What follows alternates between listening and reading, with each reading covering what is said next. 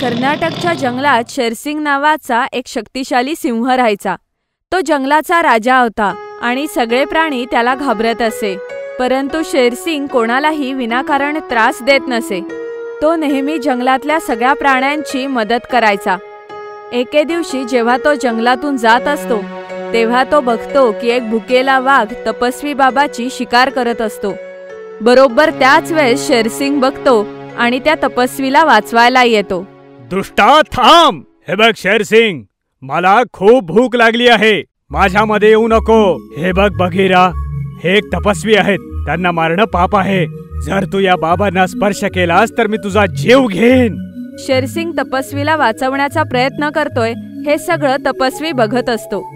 शेवटी शेरसिंगच्या धमकीला घाबरून वाघ तिथून निघून जातो. शेरसिंग तपस्वीला म्हणतो, प्रणाम बाबा, आयुष्यमान भव. बाबा, तुम्हाला एवढ्या खतरनाक जंगलात भीती नाही वाटत? मी एक साधू आहे, मला कुणाची काय भीती? बाबा, इथे खूप मोठे जंगली जनावर आहेत जी तुम्हाला नुकसान देऊ शकतात. ही तुम्हाला नेहमी कसा वाचवेन? शेरसिंग, तू चांगला सिंह आहेस, मी तुझ्यावर प्रसन्न झालोय, त्यामुळे मी तुला एक वरदान देऊ इच्छितो. वरदान?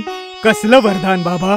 तू एक चांगला सिंह आहेस म्हणून मी तुला एक इच्छाधारी सिंह होण्याचं वरदान देतो.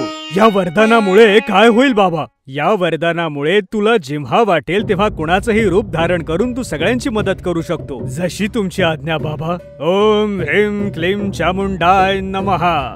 ओम ह्रीं क्लीं चामुंडाय नमः. तपस्वीने मंत्र म्हणून शेरसिंगला इच्छाधारी सिंह होण्याची शक्ती दिली. आता शेरसिंग कधीही कोणत्याही प्राण्याचं रूप धारण करू शकत असे. काय आता मी कोणाचंही रूप धारण करू शकतो बाबा? हो वत्सा. हे बाबा, मला विक्रम राजा बनायचंय. राजा होण्याची इच्छा व्यक्त करताच काहीच क्षणात शेरसिंग विक्रम राजा बनतो. वाह, मी माणूस झालो. मला आता यमराज बनायचंय.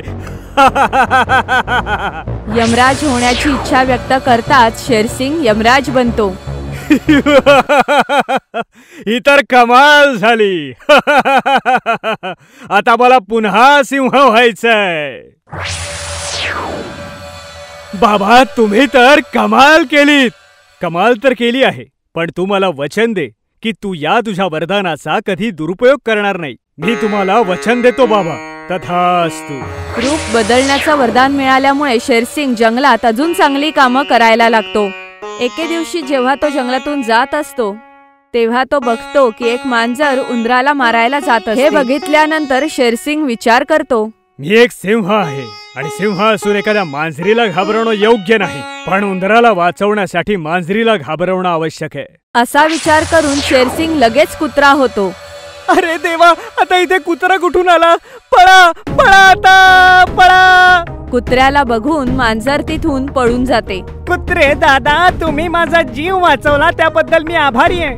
उंदीर निघून गेल्यानंतर शेरसिंग पुन्हा आपल्या मूळ रूपात येतो. सुरुवातीला शेरसिंग ह्या वरदानाचा उपयोग चांगल्या गोष्टींसाठी करत असते, परंतु एके दिवशी त्याची बुद्धी भ्रष्ट झाली. माझ्याकडे एवढं छान वरदान आहे, पण त्याचा उपयोग मी आतापर्यंत लोकांच्या भल्यासाठीच केला आहे, पण आता याचा उपयोग आता माझ्यासाठीच करेन. एके दिवशी शेरसिंग जात असतो तेव्हा तो बघतो की एक वाघ हरिणाची शिकार करून त्याला खात असतो. ते बघून शेरसिंग विचार करतो, हा वाघ त्या हरणाला किती मजेत खातोय, पण आता हे हरिण मी खाणार. मग शेरसिंग इच्छाधारी वरदानामुळे एक मोठा वाघ बनतो. मोठ्या वाघाला बघून वाघ घाबरतो. बाबा, तुम्ही कोण आहात? मी वाघांचा देव आहे. काय तुम्हाला या हरणाचा नैवेद्य नाही देणार? तुमचं दर्शन घेऊन मी धन्य झालो प्रभू. ही शिकार तुम्हीच खा. वाघ आपली शिकार सोडून तिथून निघून जातो. दुसऱ्यांची शिकार खाण्याची मजा काही वेगळीच असते. वाघाला मूर्खात काढून शेरसिंगने त्याची शिकार मेहनतीशिवाय खाल्ली.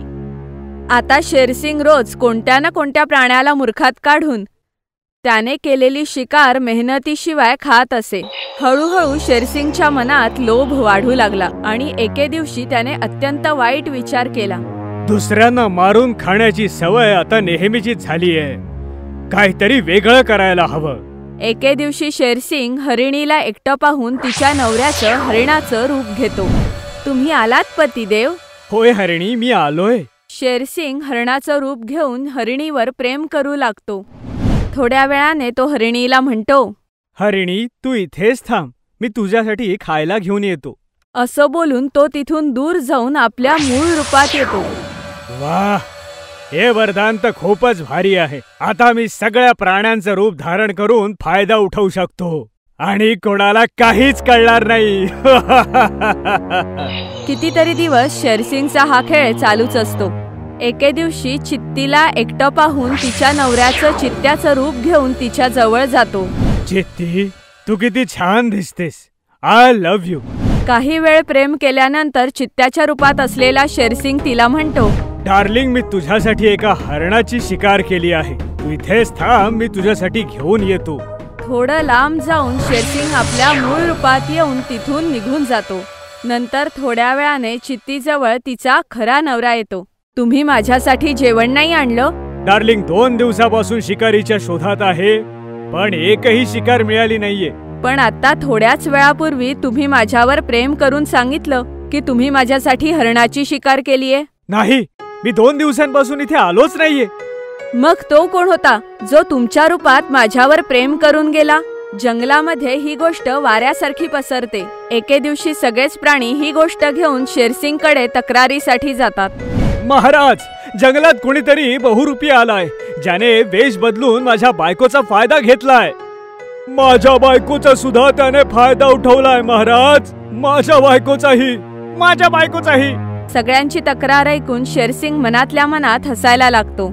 अरे मूर्खांनो, तुमचा गुन्हेगार मीच आहे, पण तुम्ही माझा काही बिघडवू शकत नाही. सगळ्यांची तक्रार ऐकून शेरसिंग म्हणतो, गुन्हेगार कोणीही असला तरी त्याला सोडला जाणार नाही. माझ्यावर विश्वास ठेवून तुम्ही आपापल्या घरी निघून जा. शेरसिंगवर विश्वास ठेवून सगळेजण आपापल्या घरी परत जातात. दुसऱ्या दिवशी शेरसिंगच्या मनात एक विचार येतो. लहानपणी मी इच्छाधारी नागिण विषयी ऐकलं होतं. काय आता मी नाग बनून नागिणी सोबत मजा घेतली तर? शेरसिंग इच्छाधारी नाग बनून नागिणीवर प्रेम करू लागतो. जेव्हा शेरसिंग नाग बनून नागिणीवर प्रेम करत असतो तेव्हा दूर आकाशात उडणारी घार त्यांना बघते. शिकारीच्या शोधात असलेली घार वेगात येऊन आपल्या चोचीमध्ये त्या नागाला धरून हवेत उडायला लागते. घार, मी तुझा राजा शेरसिंग आहे, मला खाली उतरव. नाग बनलेल्या शेरसिंगचं बोलणं ऐकून घार त्याला जमिनीवर आणते. नंतर नाग बनलेला शेरसिंग आपल्या मनात म्हणतो, हे वरदान मी माझ्या आता असली रूपात येऊ इच्छितो. हे म्हटल्यावरही शेरसिंग आपल्या मूळ रूपात येत नाही. माझ्यासोबत हे काय होतंय? मी माझ्या मूळ रूपात काय येत नाहीये? हे बघून सगळे प्राणी तिथे येतात. सगळ्या प्राण्यांना तिथे आलेलं बघून घार आपल्या मूळ तपस्वी रूपात येते. घारीला तपस्वी झालेलं बघून शेरसिंग म्हणतो, बाबा, मी शेरसिंग आहे. तुम्हीच मला इच्छाधारी बनवण्याचं वरदान दिलं होतं, पण बघा, मला माझ्या मूळ रूपात येता येत नाहीये. कृपा करून मला पुन्हा एकदा शेरसिंग बनवा ना. नाही शेरसिंग, आता तू पुन्हा कधीही शेरसिंग बनू शकत नाहीस. पण का बाबा? कारण तू तुझं वचन मोडलंयस. मी तुला म्हणालो होतो की तू या वरदानाचा गैरवापर करू नको, पण तू तो केलास. त्यामुळे तुला ही शिक्षा भोगावीच लागेल. मला माफ करा बाबा. नाही बाबा, याला माफ करू नका. जेव्हा रक्षकच भक्षक बनतो तेव्हा त्याला माफ करून चालत नाही. ओम ह्रीं क्लीं चामुंडाय नमः. ओम ह्रीं क्लीं चामुंडाय नमः. तपस्वी घार होऊन त्या नागाला आपल्या चोचीने मारून टाकतो. त्यानंतर पुन्हा ते आपल्या मूळ रूपात येऊन म्हणतात, पाहिलं जंगलवासियांनो, वाईट कर्माचं फळ हे वाईटच असतं. त्यामुळे नेहमी चांगली कर्म करा.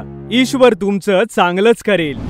तपस्व्याने शेरसिंगचा मुलगा शमशेरसिंगला जंगलाचा राजा म्हणून घोषित केलं. शमशेरसिंग एक चांगला राजा बनून आपल्या जंगलावर राज्य करायला लागतो. आता जंगलात सगळे आनंदाने राहू लागतात. तुम्हाला जर आमचा हा व्हिडिओ आवडला असेल तर प्लीज आमच्या चॅनलला सबस्क्राईब करा आणि हो, व्हिडिओला लाईक आणि शेअर करायलाही विसरू नका. धन्यवाद.